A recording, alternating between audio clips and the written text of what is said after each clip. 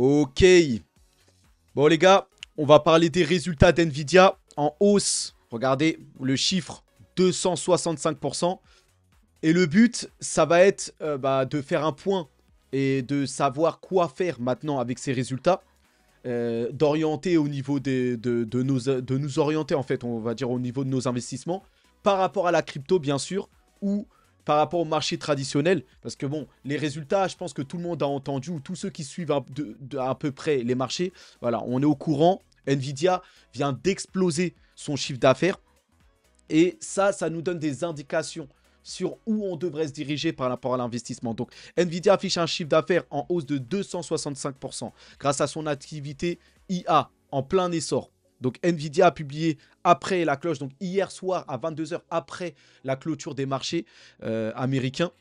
On a eu les résultats d'Nvidia et bien sûr, Nvidia, comme je m'y attendais, a surpassé et explosé ses résultats. Nvidia, c'est mon plus gros bag. C'est là où j'ai la plus grosse partie de mes investissements. Et là, c'est l'entreprise qui est leader par rapport à l'intelligence artificielle. Vous voyez? Et là, elle n'a pas déçu. Avant les résultats, l'action était en baisse, comme toutes les autres actions, par peur que les résultats déçoivent. Mais bien sûr, les résultats ont triplé. Et donc voilà, Nvidia a été le principal bénéficiaire de la récente obsession de l'industrie technologique pour les grands modèles d'intelligence artificielle. C'est par Nvidia que passe l'entraînement des modèles d'intelligence artificielle pour proposer l'IA, l'intelligence artificielle. Et là, on a le PDG ici, Jensen Huang, qui a répondu aux craintes des investisseurs selon lesquelles la société pourrait ne pas être en mesure de maintenir cette croissance. Et donc voilà, il a, comment dire, il a enlevé toutes ses craintes, tout ça. Et il a même dit que les prévisions seraient, pour le trimestre, seraient exceptionnelles. Donc là, il a enlevé toutes les inquiétudes. Donc le PDG, Jensen Huang, a répondu aux craintes selon lesquelles la société pourrait ne pas maintenir cette croissance. Et voilà, il a déclaré fondamentalement les conditions sont excellentes pour une croissance continue en 2025 et au-delà. Donc toutes les inquiétudes qui dit que ça y est, Nvidia est en bulle, la croissance va se calmer, tout ça. Non, non, non. Non seulement ça va continuer, mais au-delà de 2025. Vous voyez? Donc c'est parti pour une croissance. On va pas s'arrêter. On n'est qu'au début de l'IA. Et vous voyez que les modèles deviennent de plus en plus intelligents. Donc cette croissance va continuer parce que on va avoir besoin de GPU encore plus puissants pour pousser encore l'IA encore plus loin. Vous voyez? Donc c'est que le début. Donc si on regarde les résultats, donc Nvidia explose les pronostics et annonce un chiffre d'affaires de 22 milliards de dollars pour le quatrième trimestre. Donc pour un seul trimestre, donc là en l'occurrence le quatrième trimestre, 22 milliards de chiffre d'affaires. C'est pas le chiffre d'affaires total, hein, c'est seulement sur un trimestre, le quatrième trimestre ici. C'est 7,28% de plus que ce qui était prévu. Parce que d'habitude, quand on annonce les résultats des entreprises, on annonce, même si c'est à la surprise, c'est plus haut, on peut s'attendre à 1 fois ou 2 fois de plus. Mais là, on a 7% de plus. Ça a largement dépassé, mais en plus largement supérieur. Voilà. Donc, c'est vraiment énorme. Ici, les résultats d'NVIDIA viennent de sortir donc le chiffre d'affaires. Donc le consensus, les analystes s'attendaient à 20,6 milliards de chiffre d'affaires. On a eu 22 milliards. Donc on va dire quasiment 2 milliards de plus de ce que les analystes attendaient. Vous voyez? Et ensuite, dans les estimations, si on regarde les faits, les estimations tablaient sur 4,63. Ça, c'est le BPA, le bénéfice par action. Donc ça concerne les actionnaires. On s'attendait à 4,63 et on a eu 5,16 de bénéfice par action. Donc voilà, encore une fois, largement supérieur. Alors que ces prévisions d'analyse sont très élevées, hein, parce qu'avec toute la hype, les choses comme ça, mais en plus que les analystes ont mis la barre très haute, Nvidia est passé au-delà même de ces chiffres très, très optimistes. C'est pour ça que les marchés avaient peur que Nvidia déçoive, parce que la barre était placée très haute. Mais même avec une barre très haute, Nvidia a surpassé cette barre très haute, a explosé cette barre très haute. Donc ça vous donne voilà, ça vous montre combien l'intelligence artificielle est en plein boom et que c'est là qu'il faut se concentrer. Vous voyez? Donc voilà, les revenus dépassent de 7,28%. Donc c'est énorme, hein. Donc comme on le voit ici, voilà, Nvidia annonce un chiffre d'affaires de 22,1 milliards de dollars pour le quatrième trimestre. Voilà. Ce qui est après le son de cloche. Des bénéfices de Nvidia au quatrième trimestre sont plus élevés que prévu. Largement plus élevés. Hein. Là, ça explose tout. Bon, là, on va rien apprendre sur cet article. Donc voilà, qu'est-ce qu'on a comme conséquence? Les actions d'Nvidia qui bondissent de 12% dans les échanges avant commercialisation. Donc avant, parce que les marchés américains vont ouvrir tout à l'heure à 15h30 aujourd'hui. Là, genre, à l'heure où j'enregistre, il est midi là. À l'heure où j'enregistre, à 15h30, on va avoir les marchés qui vont ouvrir. Et déjà avant les heures d'ouverture, on a une pré-commercialisation, on a une tendance. Et là, Nvidia est à plus 12% dans les heures de négociation avant les heures d'ouverture. Donc ça va, à l'ouverture, ça va exploser à la hausse. Vous voyez? Donc voilà, avec après des bénéfices exceptionnels alimentés par l'IA. Donc Nvidia est en train de tout capturer. Vous voyez? Donc voilà. Voilà, 22,10 milliards de bénéfices. Les puces Nvidia sont utilisées pour entraîner les énormes modèles d'IA, tels que ceux développés par Microsoft, où il y a OpenAI, donc ChatGPT derrière Microsoft, et ceux de Meta. Meta qui a l'IAMA 2 et qui entraîne ces modèles. Pour ses lunettes Ray-Ban ou pour tout ce qui va être lié, l'intelligence artificielle qui va être bientôt liée à WhatsApp, Instagram, Facebook, tout ça.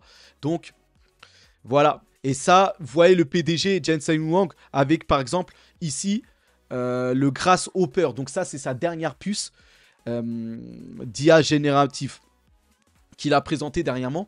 Dedans, on retrouve une architecture ARM hein, pour son GPU ou CPU, je ne sais plus. Donc ARM entre dans la danse aussi pour alimenter l'intelligence artificielle. Ça, c'est très important pour aussi l'entreprise ARM. Mais là, voilà, c'est Nvidia qui quand même capture la plus grosse valeur. Et c'est pour ça, Nvidia, c'est pas que l'intelligence artificielle. Hein. Je rappelle qu'à la base, Nvidia, c'est les GPU pour les jeux vidéo. Et aussi, il faut pas l'oublier, il y a une partie, ça on en parle moins, mais c'est Nvidia qui alimente comment dire pour la cryptographie, pour les cryptos. Vous savez que pour miner, il faut utiliser des GPU pour la puissance de calcul, pour le proof of work, tout ça. C'est principalement les GPU de Nvidia qui sont utilisés hein, pour faire tourner cette puissance de calcul, pour les transactions, pour régler les transactions. Bah, c'est Nvidia, c'est les puces, les GPU ou les cartes graphiques Nvidia qui sont principalement utilisées. Donc voilà, Nvidia est partout, vous voyez. Donc c'est, voilà, hein, et les bénéfices sont là. Nvidia est leader hein, dans ces autres segments. Pour les cartes graphiques, pour la cryptographie et pour les jeux vidéo. Nvidia domine AMD et domine largement dans son secteur là. Même juste pour les GPU, pour les jeux vidéo, tout ça. Voilà, donc voilà par rapport à ça. Et donc regardez, hein, l'action après, voilà, après les heures, la clôture des marchés hier, les négociations des marchés ont clôturé à 22h. Et regardez, après les négociations de marché, après les résultats d'Nvidia, on a eu un boom. Et là, ça s'est prolongé, puisque hier, on voyait que c'était à plus 10% après les négociations. Et là, on a à plus 12 ou plus 13%. Donc voilà. Et je pense qu'après ça, les marchés vont être plutôt positifs et ça devrait continuer à la hausse. Donc bon, en tout cas, tout ça s'est effacé, les craintes, tout ça, et on va continuer à monter. Donc voilà, parfait pour ça. Tac, tac, tac, les actions sont en hausse de plus 10%. Donc on peut dire que le titre, donc Nvidia, atteindra un nouveau record jeudi. Donc on va aller à des plus hauts encore sur l'action Nvidia. Et on va certainement dans quelques temps dépasser même ou rattraper Microsoft et Apple. En termes de capitalisation pour Nvidia. Donc ça a doublé Amazon, ça a doublé Google dernièrement. Nvidia est la troisième entreprise la plus capitalisée au monde. Ou sinon, bon, si on exclut Saudi Aramco, là, l'entreprise pétrolière, mais en tout cas, dans les capitalisations américaines, Nvidia est troisième et pourrait, je pense qu'à terme, va dépasser Microsoft et Apple. Donc c'est pour ça que j'investis exclusivement, c'est mon plus gros bag en bourse, exclusivement sur Nvidia. Voilà, je ne suis pas sur d'autres actions parce que je pense que Nvidia va surperformer ses autres actions. Vous voyez? Donc j'ai une autre action, Super Microcomputer.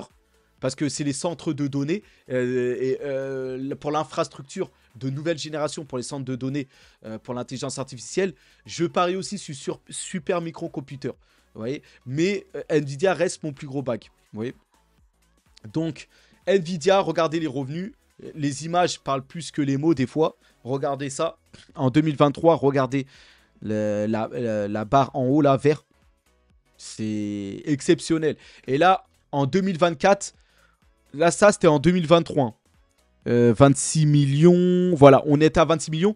Là, ça c'est 2023, hein, la grosse barre verte que vous voyez. Là, 2024, on est à 60, donc c'est le double. Là, au niveau de la souris, ça serait au-dessus du logo Nvidia. Là, vous voyez, en haut, il y a écrit Nvidia. Là. Bah, la barre verte, là, serait à la hauteur. Là. Je ne sais pas si vous voyez sur ma souris, là, serait à cette hauteur. Donc, c'est rectiligne, c'est vertical. Vous voyez ? Donc 26 millions, vous voyez où est placée la barre verte. Bah, doublez cette barre et vous allez avoir les 60 millions là. Vous voyez, faut rajouter le double de cette grosse barre verte que vous avez ici là. Donc c'est assez impressionnant. Vous voyez. Et donc voilà, les revenus, les chiffres, bon, on n'a plus besoin de s'attarder sur ça. Aussi, c'est l'activité de data center de Nvidia qui est en plein essor. On va aller voir ça de plus près. En hausse de plus de 400%. Voilà maintenant la principale force de croissance d'NVIDIA, les data centers, donc les centres de données qui vont alimenter l'intelligence artificielle. Vous voyez, en fait, vous allez avoir des centres de données qui vont concentrer une masse de GPU ou de ces matériels d'NVIDIA là, pour plusieurs qui vont alimenter ça. Et ça, tout ça, c'est les centres de données qui vont alimenter ces modèles d'intelligence artificielle. C'est par ces centres de données. Et c'est là, maintenant, le principal revenu pour Nvidia. Regardez ici.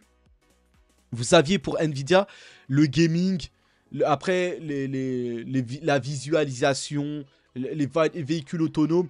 Voilà, tout ça, ça va monter. Hein. Même le gaming, tout ça. Mais d'abord, c'est les data centers. C'est ça les principaux revenus. Les data centers, c'est ça qui va alimenter l'intelligence artificielle. Si on regarde les autres, par exemple, Microsoft, vous avez les serveurs. Vous voyez, les serveurs, Office, tout ça. Donc Windows, Gaming, tout ça. Les serveurs, c'est les serveurs qui vont alimenter les centres de données. Vous voyez. Et ça, c'est une petite partie pour Microsoft. Vous voyez. Donc, voilà. Pour Apple, c'est les iPhones, MacBook. Vous voyez, tout ça, regardez, Amazon, ça reste le commerce en ligne et tout. Mais pour Nvidia, maintenant, c'est les data centers. C'est devenu son plus gros business. L'intelligence artificielle, les data centers. En fait, c'est les centres de données. Et pour ça, c'est les serveurs à l'intérieur qui vont alimenter ces centres de données. Et donc ça, c'est le plus gros revenu, les plus gros revenus d'Nvidia. Vous voyez, donc c'est principalement l'intelligence artificielle maintenant devant les jeux vidéo.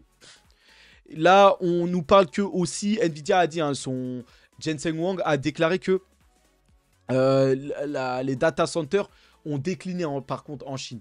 Donc en Chine, par contre, ça a la baisse. C'est les data centers. Bon, dommage, mais de manière générale, ça explose, surtout aux États-Unis, tout ça, ça a explosé. Donc ça couvre en fait le déclin en Chine. Mais comme vous allez le voir, les data centers vont exploser en Inde et tout ça. On va venir d'ailleurs sur ça dans un instant. Donc voilà, il faut retenir que maintenant c'est les data centers la principale la principale croissance pour Nvidia. Vous voyez. Et donc maintenant on a les actions d'IA et de semi-conducteurs qui bondissent, qui ont explosé après la hausse des bénéfices de Nvidia. Et donc on parle de TSMC, tout ce qui est lié à l'intelligence artificielle.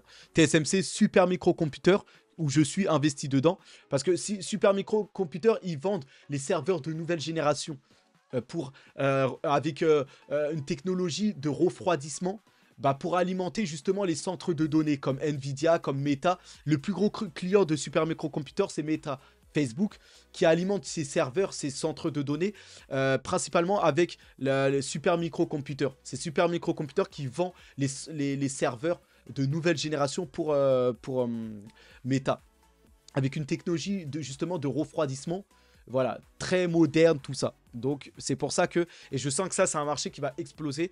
Et voilà pourquoi je suis investisseur sur Super Microcomputer aussi. Donc voilà, ASML qui propose des semi-conducteurs. Tout a explosé grâce à Nvidia. Vous voyez? Donc voilà, vous savez où vous dirigez. Vous savez que c'est l'intelligence artificielle qui fait exploser. Et vous savez où investir. Pour moi, c'est sur Nvidia, Super Microcomputer, principalement. Après, ASML, tout ça, la croissance est moindre. Mais là, je vous ai donné deux indicateurs. Super Microcomputer et Nvidia. Pour moi, en tout cas, sur les marchés traditionnels. Et sachez que Super Microcomputer surperforme même les cryptos. Hein.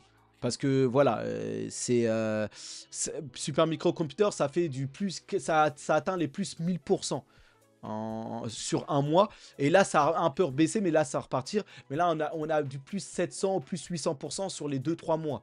C'est mieux que Solana, c'est mieux que la crypto. Pour ceux qui cherchent la croissance pure, voilà. Après, la crypto aussi, c'est très intéressant, mais Super Microcomputer, par exemple, ça surperforme. Et Nvidia, c'est pas mal, c'est très correct. C'est en dessous de la crypto, mais c'est pas mal.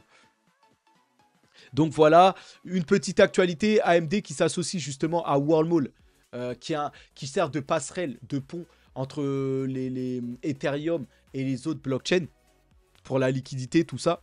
Et AMD s'associe pour intégrer des accélérateurs matériels des entreprises dans le Web3. Bon, c'est une bonne nouvelle. Donc on voit que les entreprises traditionnelles se dirigent vers le Web3, hein, vers la cryptographie. Donc ça, c'est à noter. Nvidia, pas encore, mais bon, on verra. Donc des petites nouvelles. Amazon qui a ajouté au Dow Jones le plus vieil indice américain. Donc ça, voilà, Amazon, c'est maintenant un mastodonte, c'est voilà, une entreprise qui est maintenant mature et qui intègre le Dow Jones. Ça va aider le Dow Jones à avoir une maturité, une croissance stable et continue, on va dire, sur le long terme. Donc ça à noter. Ce qu'il faut noter, c'est que le milliardaire Jeff Bezos, l'ancien PDG qui a créé Amazon, vient encore de vendre, encore pour 2 milliards. C'est la 4e fois qu'il vend pour 2 milliards. Donc là, ça porte sa vente à 8 milliards. Il a vendu pour 8 milliards d'actions. Donc il vend, donc il récupère ça en cash. Vous voyez ? Donc voilà, il récupère ça parce qu'il était détenant de ça, mais en action. Maintenant, là, il est en cash réel. Il peut utiliser cette somme maintenant. Vous voyez, donc ça n'a pas l'air d'impacter l'action Amazon, mais il faut le savoir parce qu'il vend de manière agressive. Chaque semaine, il vend pour 2 milliards d'actions Amazon. Donc, les responsables de la Fed, ça, il y avait une autre nouvelle qui a été éclipsée. En même temps des résultats d'Nvidia, on attendait les minutes de la Fed. Donc, les minutes de la Fed, c'est des rapports qui sortent un mois après. Voilà, c'est des rapports sur les discours des membres de la Fed et de Jérôme Powell, qui peuvent donner une indication parce que tous les investisseurs sont portés sur la hausse ou la baisse des taux. C'est ça qui impacte le dollar et qui impacte les actions ou les actifs comme le Bitcoin, tout ça. Et donc les investisseurs espèrent que la Fed, les décideurs, la politique, baissent les taux, ce qui va favoriser la croissance. Et en fait, on attend cette nouvelle depuis très longtemps. Et là, on a eu les minutes de la Fed qui peuvent nous donner des indications sur le fait de savoir est-ce que la Fed va baisser ou non les taux. Le fait qu'ils vont baisser les taux, ça peut stimuler la croissance et donc les actions et les actifs contre le dollar. Et faire exploser les actions en bourse, tout ça. Et c'est ce que les investisseurs espèrent. Et donc là, qu'est-ce qu'on a eu sur les minutes de la Fed? On a les responsables de la Fed donc, qui ont exprimé leur prudence quant à une baisse de taux trop rapide des taux. Donc là, ce qui ressort des minutes, des rapports, donc, c'est que les décideurs ne vont pas baisser les taux tout de suite, par prudence. Parce qu'on a une inflation qui est forte à côté et on ne peut pas se permettre de baisser les taux. Il faut maintenir les taux élevés pour casser la croissance. Donc, c'est pas pour tout de suite, la baisse des taux. Et donc ça, bon, ça va être mitigé pour les investisseurs. Donc, il faudra repasser pour voir une baisse des taux. Et donc, voilà, les conséquences, c'est que ça peut mettre la bourse de manière terne. Vous voyez, les actions vont être ternes et ne vont pas trop augmenter suite à ces nouvelles-là. Donc voilà par rapport à ça. Maintenant, on va passer dans le reste du monde. Là, on était principalement Nvidia et les minutes de la fête, c'est principalement les marchés américains. C'est là-bas que tout se passe, hein, bien sûr. Là, dans le reste du monde, bon, manifestation d'agriculteurs, maintenant ça touche toute l'Europe. Ça, vous le verrez pas trop dans les grands médias. Là, vous savez qu'en France, en Allemagne, on avait une manifestation d'agriculteurs. Ça touche aussi l'Espagne. Et aussi, on a eu les Grecs aussi. Donc là, en Grèce, en Espagne, vous avez, regardez ça.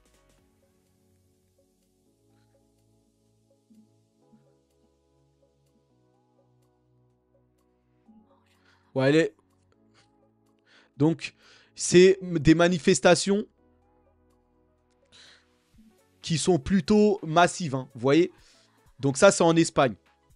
Et ça, l'Europe est touchée par ça aussi. Voilà. Et aussi par le conflit Ukraine-Russie, où l'Ukraine a de plus en plus de mal à contenir. La Russie est en train d'enclencher, de gagner des victoires, hein. Là, et même Poutine a déclaré qu'il va peut-être tenter de reprendre Kiev. Donc Kiev qui est la capitale. Vous voyez. Et là, vous voyez que la France a du mal, même la France qui continue à aider inlassablement, à déverser des milliards et de perdre des milliards et de déverser. Je ne sais pas d'ailleurs comment ils trouvent, alors qu'ils sont endettés, tout ça, mais bon. Macron, mais ils ont du mal à trouver même les milliards qu'ils veulent donner à l'Ukraine. Macron soutient l'idée d'un emprunt commun pour financer la défense, mais toute l'UE n'est pas d'accord. Donc même les Pays-Bas et l'Allemagne sont frileux. Donc ils ont du mal à trouver, à rassembler les milliards, mais ils continuent. Après, bon, c'est la même bande, hein. Zelensky, Macron, Trudeau, Scholz, voilà. Tout ça, c'est la même bande. C'est des gens qui ont manipulé les médias et qui se sont fait élire comme ça. Voilà, par une manipulation. Voilà, ils contrôlent les médias totalement. Ils ont 100% des temps d'écoute, tout ça. Et donc, voilà, et ils manipulent les sondages, ils font croire. Et voilà, ils sont élus comme ça. Et ils sont là que pour leur carrière, vraiment. Ils sont pas là, voilà. On va pas revenir sur ça. Donc, et eux, ils ont des ordres, surtout qui viennent des États-Unis. Et le but, c'est d'affaiblir la Russie, le rouble russe, tout ça.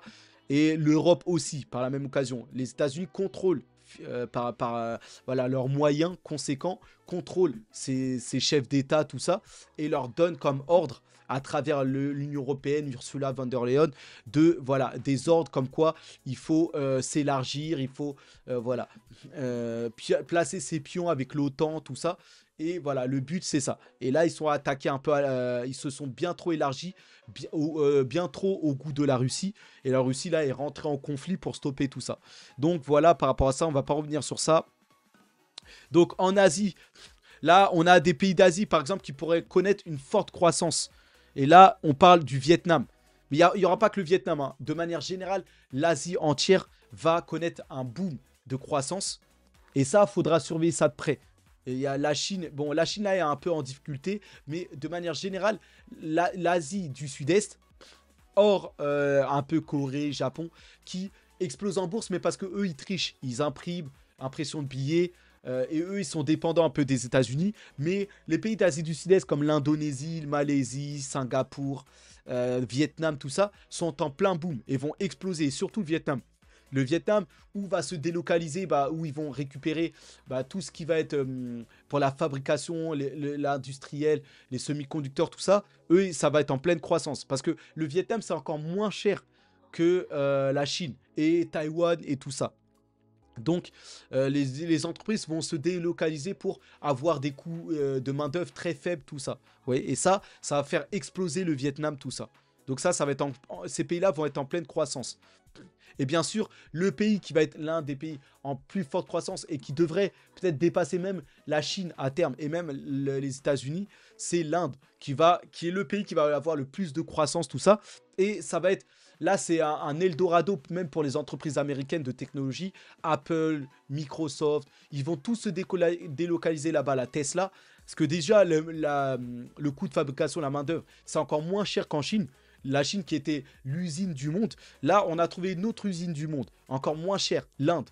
Vous voyez, et un nouvel Eldorado. Et vous savez qu'il y a des tensions entre la Chine et les États-Unis. Et donc là, les entreprises américaines vont tous se délocaliser en Inde. Et là, l'Inde est plutôt ami-ami, pour l'instant en tout cas, avec les États-Unis. Tant qu'ils ne sont pas une menace économique, ce qui viendra peut-être plus tard. Mais pour l'instant, voilà. L'Inde qui va bénéficier de ce boom voilà, d'investissement des entreprises américaines. Là, toutes les grandes entreprises, là, Nvidia a rencontré un Modi, le président indien. Même Elon Musk a rencontré Modi. Tous prévoient d'installer des usines. Voilà, Tesla, Nvidia, ici Google, Apple, tous ils veulent s'installer en Inde. Donc l'Inde va avoir un boom incroyable en termes de croissance. Donc voilà par rapport à ça, on passe aux crypto et on va rapidement là pour 5-10 minutes et clôturer ça. Donc on est à déjà 25 minutes, ça passe trop vite. Donc voilà.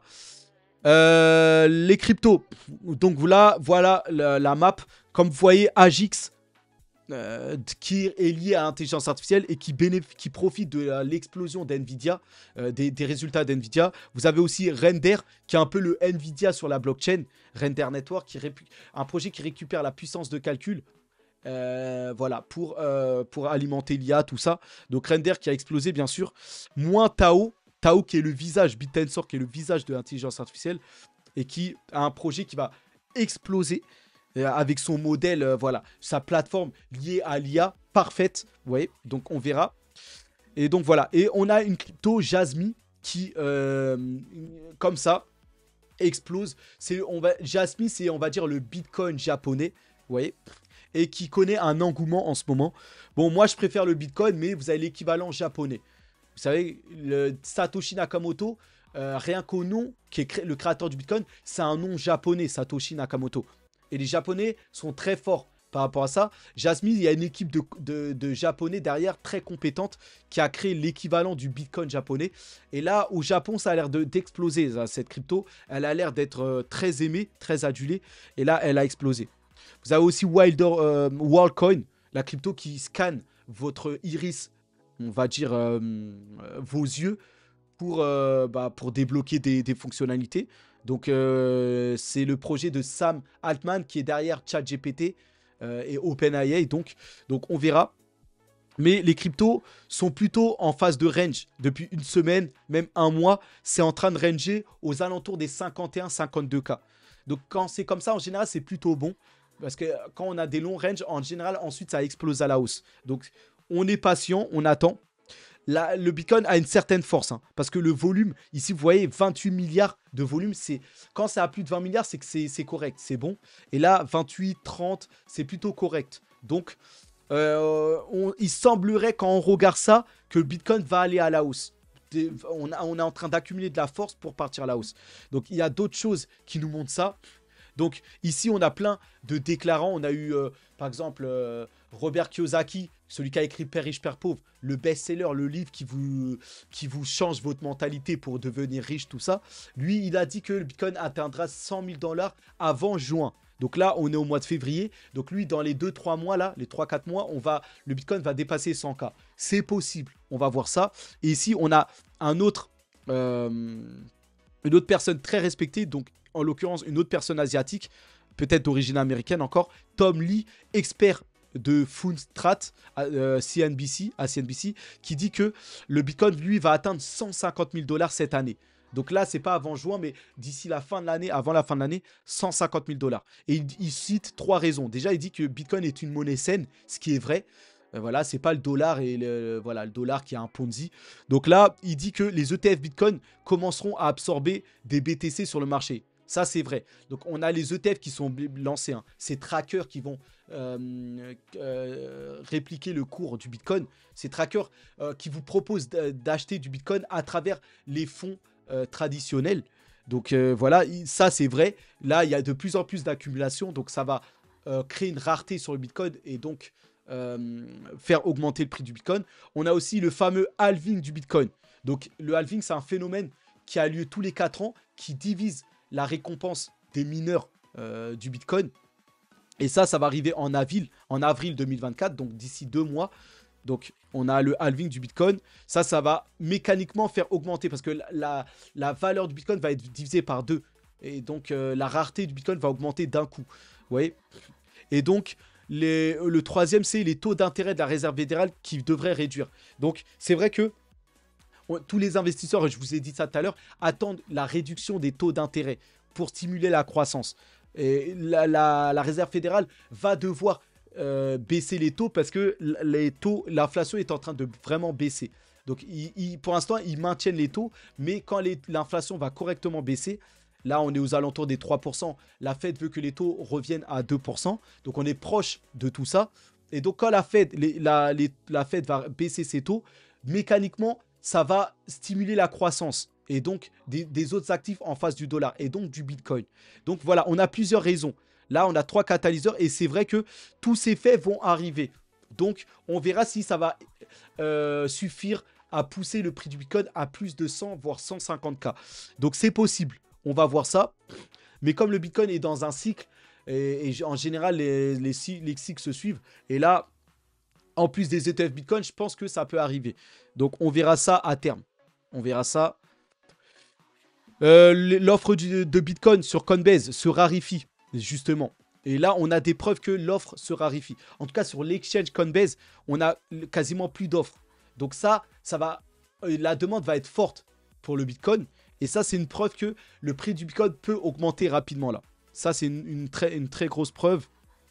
Sinon, au niveau du prix du Bitcoin, vous voyez qu'on range depuis 2-3 semaines. Voilà, on va finir par casser ça. En général, c'est à la hausse. Mais voilà, on n'est jamais à l'abri des surprises. On verra tout ça. Donc voilà, là, on a une image plus claire que le Bitcoin range. On attend ça. Voilà. Donc ça, il n'y a pas de souci. Et donc voilà pour le prix du Bitcoin. Là, quelques actualités.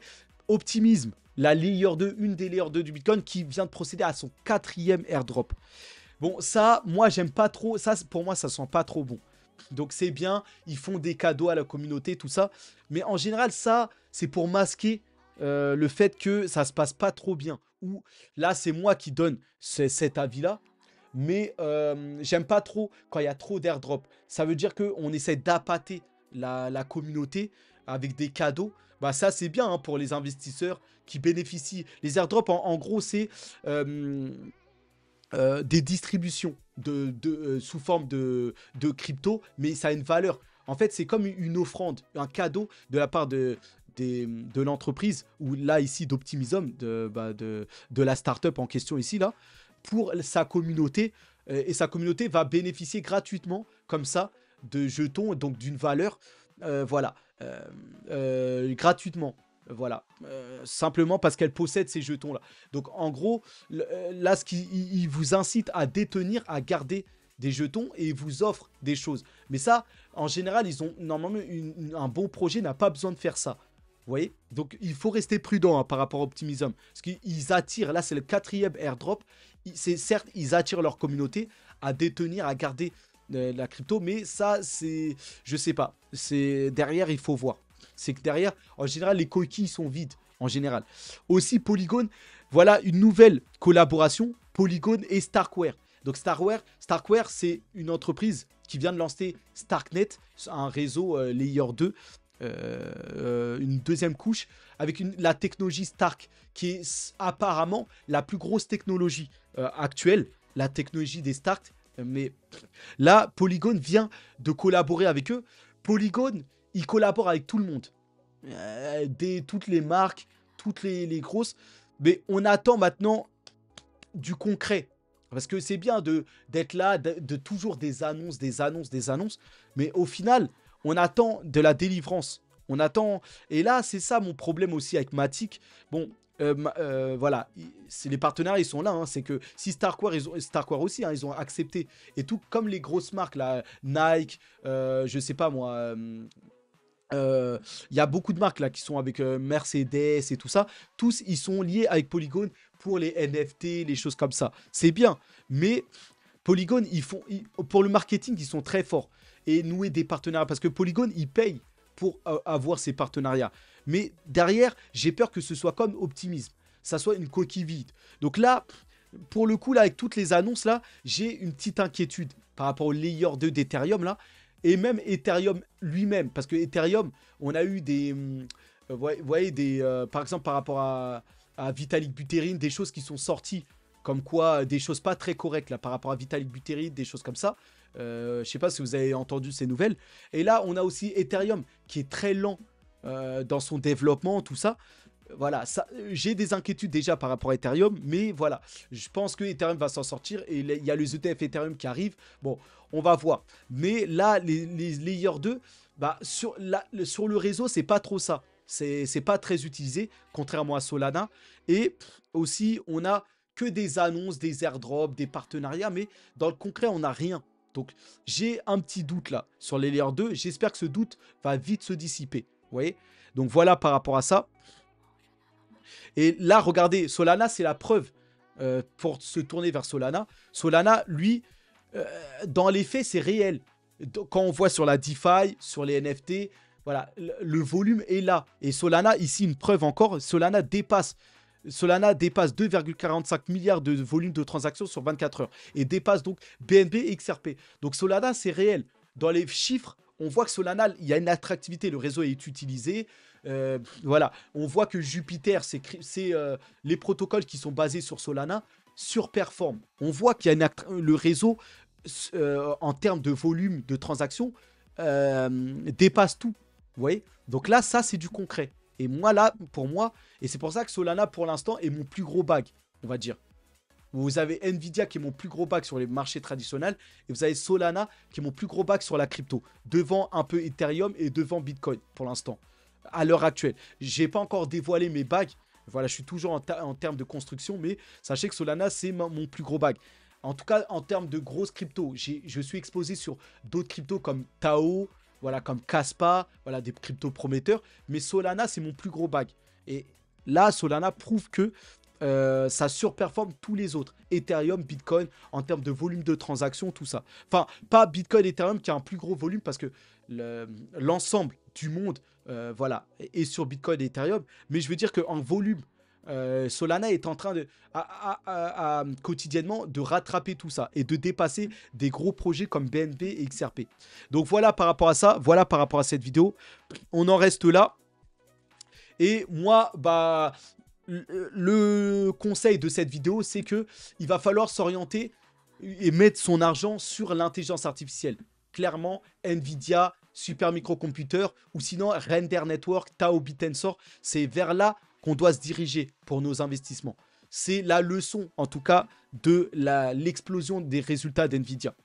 Et donc, à vous de faire, en tout cas, vos choix par rapport à ça. Mais l'intelligence artificielle, c'est le premier bag où il faut aller, pour moi. Donc, voilà pour cette vidéo. On reste en contact pour d'autres actualités et vidéos. Force à nous, hein, les gars.